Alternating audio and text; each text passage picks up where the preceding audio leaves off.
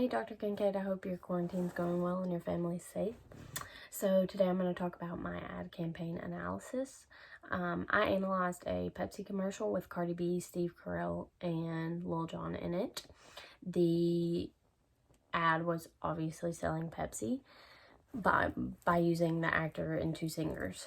So the target audience, because of that age gap between those three people, I feel like would be somewhere between 10 and 50, because Steve Carell is on the older side and Lil Jon was popular in the mid to early 2000s, and Cardi B's popular now among all age groups because she's on the radio.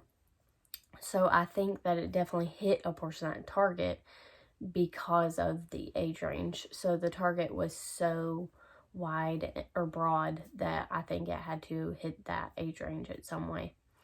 The ad, I feel like, did not directly alienate except for a market group, except for at the very beginning when they alienated Coke, because in the commercial the waiter asks a woman if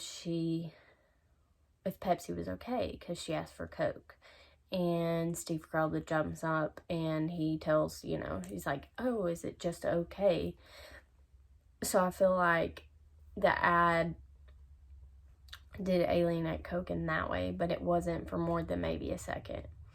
And then the ad, I don't think, perpetuated any stereotypes until the end, where Steve Carell played like that typical white guy. When he imitates Cardi B and Lil Jon, he kind of leans into that a little bit, just a little bit, not for very long. And the ad, I think, is trying to use logic when Steve Carell brings in all these things that are obviously okay, but compares them to Pepsi when he's talking to the waiter. And he's like, is this okay? Well, is this okay? Well, obviously all of that is okay. So I think they tried to use logic, but also at the beginning he used emotion when he was using those things. And then he used a little bit of humor because obviously, he's not being for real. Like, he's just throwing out all these things that are obviously okay. And the persuasive theory that I felt like was used the most was the 6 principles of influence, because of reciprocity, scarcity, mainly authority. I feel like by using these figures of the media, you're using authority. And there's consistency. They're demanding consistency. He's like, is this okay? Is this okay? Why would Pepsi not be okay? He's demanding consistency.